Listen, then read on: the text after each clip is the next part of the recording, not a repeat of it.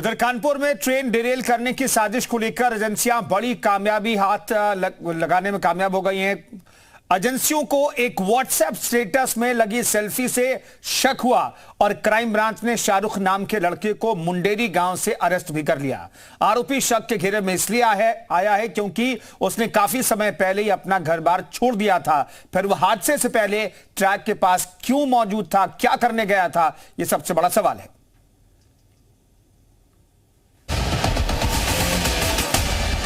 Kalindi express को Daryl करने की साजिश में पुलिस को बड़ी कामयाबी हाथ लगी है। पुलिस ने इस मामले में हिस्ट्री शीटर शाहरुख को अरेस्ट कर लिया है।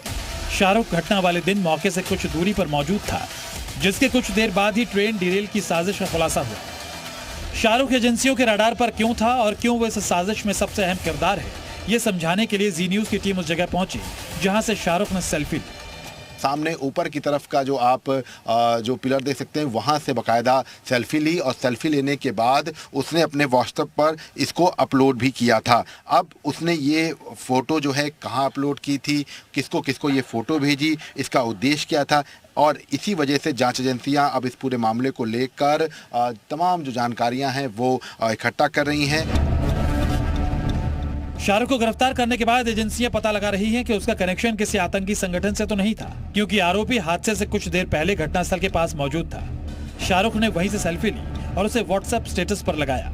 ये वही निर्माणाधीन धान मिल है जहां से शाहरुख ने घटना के वक्त सेल्फी ली थी और जांच एजेंसियां अब इसी आधार पर उससे पूछताछ कर रही हैं। ये आप सामने का ट्रैक देख सकते हैं और इसी ट्रैक के ठीक सामने बाकायदा जो निर्माणाधीन जो धान मिल है उसकी छत से बाकायदा सेल्फी ली गई थी। शाहरुख अपने गांव नहीं आता था, ऐसे में क्या वजह थी कि वो इस दिन गांव पहुंचा था और उसने जो सामने ऊपर की तरफ का जो आप जो पिलर देख सकते हैं वहां से बाकायदा सेल्फी ली। ऐसे में एजेंसीज के सामने पूरी साजिश के खुलासे के लिए शाहरुख एक अहम किरदार है। हादसे से कुछ देर पहले घटनास्थल से कुछ दूरी पर उसकी मौजूदगी कई सवाल खड़े करती है। आरोपी शाहरुख 22 साल का है, पढ़ा लिखा भी नहीं है, भागकर शादी की थी। घर वालों ने बताया कि हादसे वाले दिन वो गांव में मौजूद था। इसके साथ ही एजेंसीज की नजर आसपास के जिलों के भी कुछ संदिग्धों पर बनी हुई है। घटनास्थल से 200 मीटर की दूरी पर मौजूद टोल प्लाजा पर 2 संदिग्ध सीसीटीवी फुटेज में दिखाई पड़े हैं।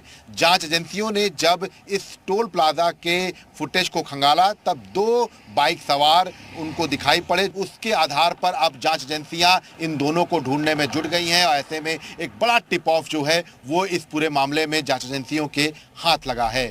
फिलहाल शाहरुख एनआईए के पास है, जिससे लखनऊ में पूछताछ जारी है। जल्दी कुछ और बड़े खुलासे हो सकते हैं। विशाल रघुवंशी, कानपुर, जी मीडिया।